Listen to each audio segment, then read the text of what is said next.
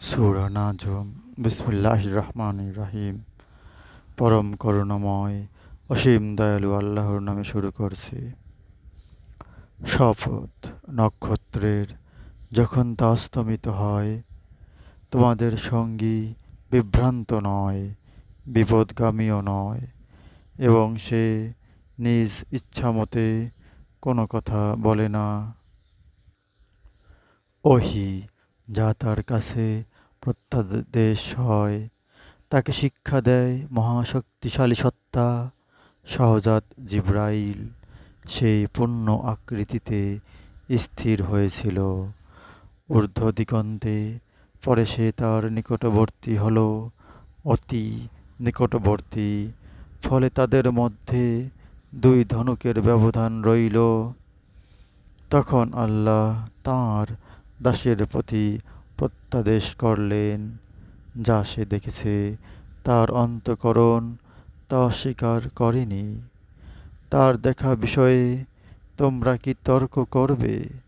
সে তাকে আরেকবার দেখেছিল সিদরাতুল মুনতাহার কাছে, যার নিকট অবস্থিত বাসোদ্যান। তখন বৃক্ষটি যা দিয়ে শোভিত হওয়ার তা দিয়ে মণ্ডিত ছিল। তার দৃষ্টি বিভ্রম হয়নি, লক্ষ্যচ্যুত হয়নি। সে তার সে তো তাঁর রবের মহান নিদর্শনাবলী দেখেই ছিল। তোমরা কি ভেবে দেখেছ লাত ও উজ্জা সম্বন্ধে এবং তৃতীয় আরেকটি মানত সম্বন্ধে? তোমরা মনে করো কি পুত্র সন্তান তোমাদের জন্য এবং কন্যা সন্তান আল্লাহর জন্য? এ প্রকার বন্টন তো অসঙ্গত বন্টন। এগুলি তো কেবল নামমাত্র, যা তোমাদের পূর্বপুরুষেরা ও তোমরা রেখেছ, এবং এর সমর্থনে আল্লাহ কোনো দলিল প্রেরণ করেননি। তোমরা তো অনুমান এবং নিজেদের প্রকৃতিরই অনুসরণ করো, যদিও তোমাদের কাছে তোমাদের রবের পথনির্দেশ এসেছে। মানুষ যা চায় তাই কি সে পায়? বস্তুত ইহকাল ও পরকাল আল্লাহরই।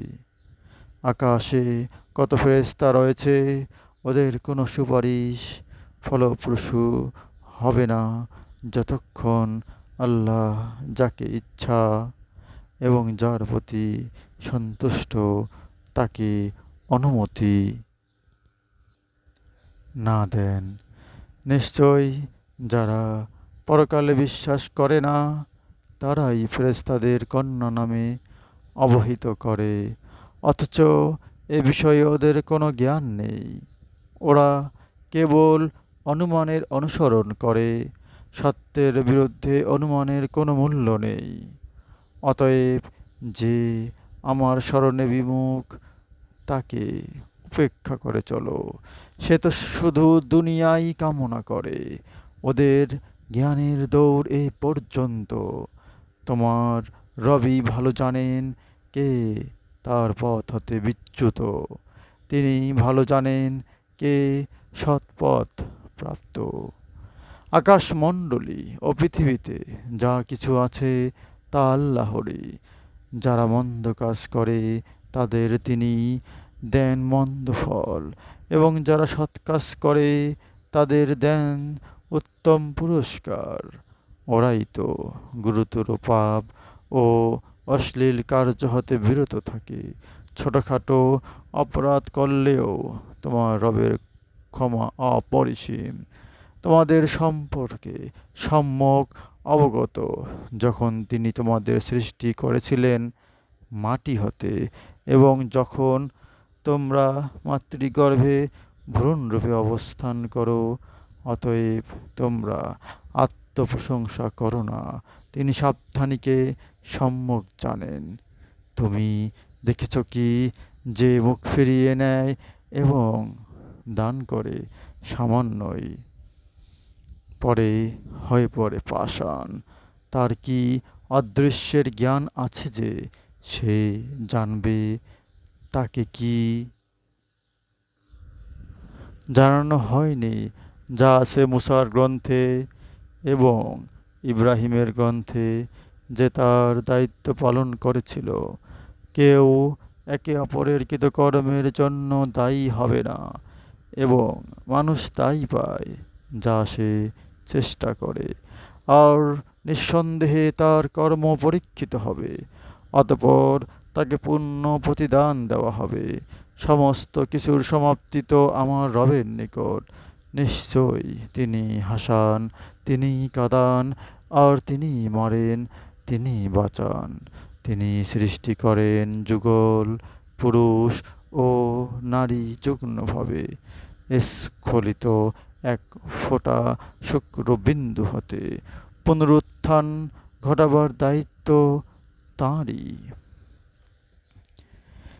এবং তিনি অভাব মুক্ত করেন ও সম্পদ দান করেন। তিনি সেরা নক্ষত্রের মালিক। তিনি প্রথম আদ কাউমকে ধ্বংস করেছিলেন এবং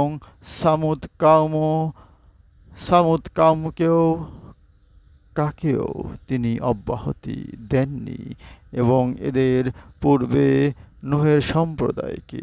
ওরা ছিল আরও জালিম ও অবাধ্য। তিনি লূত সম্প্রদায়ের ওপর উত্তোলিত আবাস নিক্ষেপ করেছিলেন। সর্বগ্রাসী শাস্তি ওদের আচ্ছন্ন করল। তবে কি তুমি তোমার রবের কোন অনুগ্রহকে অস্বীকার করবে? অতীতের সতর্ককারীদের ন্যায় এও সতর্ককারী। কিয়ামত আসন্ন। আল্লাহ ব্যতীত কেউই এ ঘটাতে সক্ষম নয়। তোমরা কি এ বৃত্তান্তে বিস্ময়বোধ করছো এবং হাসছো, ক্রন্দন করছো না? তোমরা তো উদাসীন। আল্লাহকে সিজদা করো ও তার উপাসনা করো। সূরা নাজম আয়াত 1 থেকে 62। হে আল্লাহ পাক, আমাদের কোরআন বুঝে পড়ার তৌফিক দান করুন। আমিন। সবাই চ্যানেলটিকে সাবস্ক্রাইব অথবা ফলো করুন, পাশাপাশি লাইক, কমেন্ট এবং শেয়ার করুন। ধন্যবাদ।